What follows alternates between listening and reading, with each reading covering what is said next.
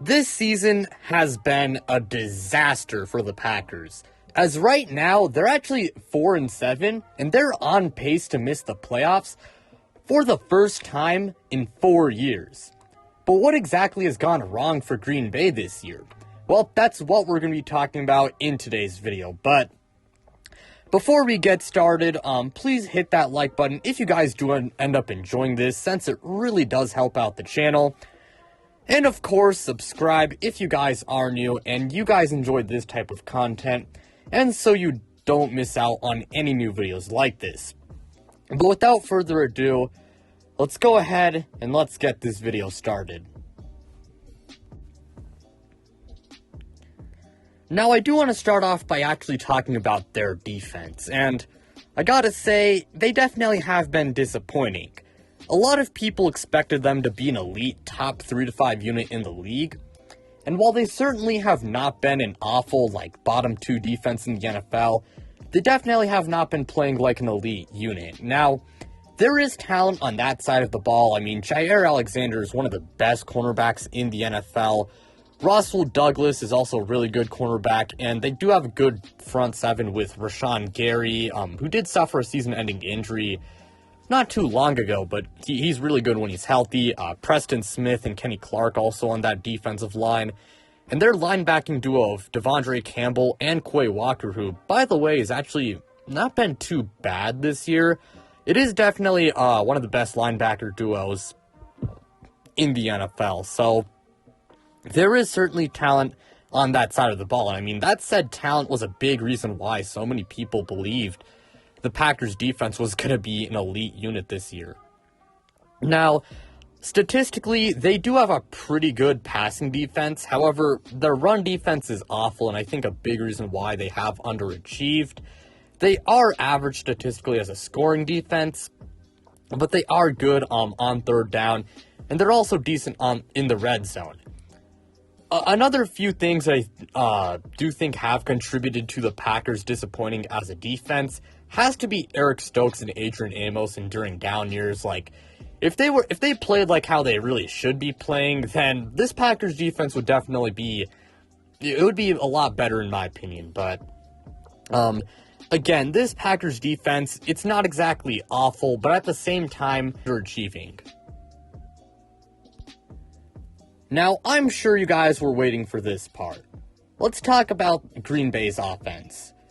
Now, Aaron Jones and A.J. Dillon, they undeniably form one of the best running back duos in the league. Aaron Jones, I think, is definitely a top 10 running back.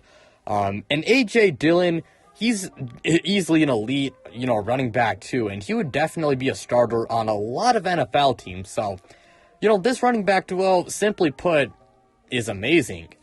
However, their passing game sucks.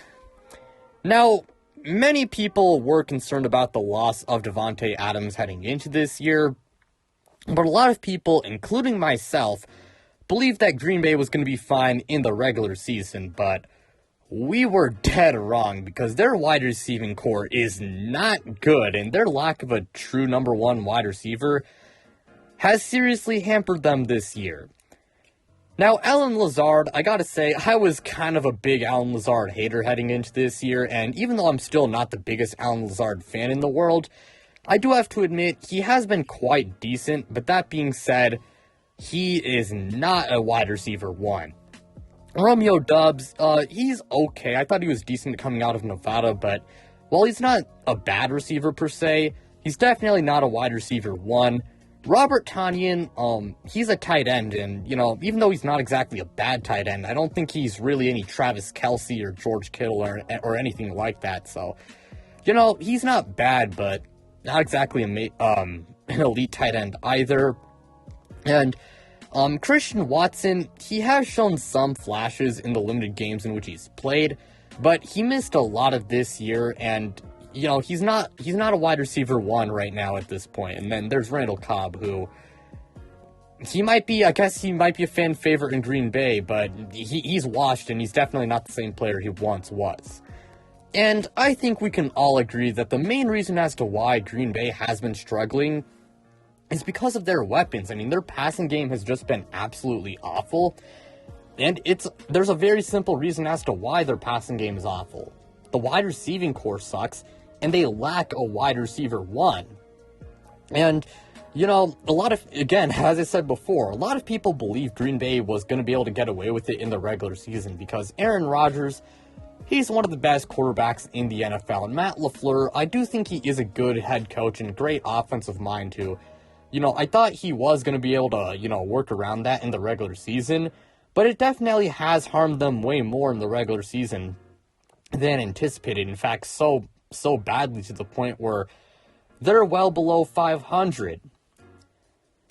Now, speaking of Aaron Rodgers, again, this guy is one of the best quarterbacks in the NFL. I don't really like him, but that being said, he is still one of the best quarterbacks in the NFL. And while I don't want to pin a majority of the blame on him because I don't really believe most of the Packers struggles are on him, I think most of it's on the wide receiving core, as I said before, he does deserve some of the blame because, you know, he is, after all, the quarterback of this team, and quarterbacks, they do need to take some of the blame when it comes to their team, you know, struggling. And along with that, you know, he has had some bad games, and I do think he just gives up sometimes. You know, I think he just gets frustrated and gives up, and I gotta say, I don't really like to see that from Aaron Rodgers. And again, most of it is not on him.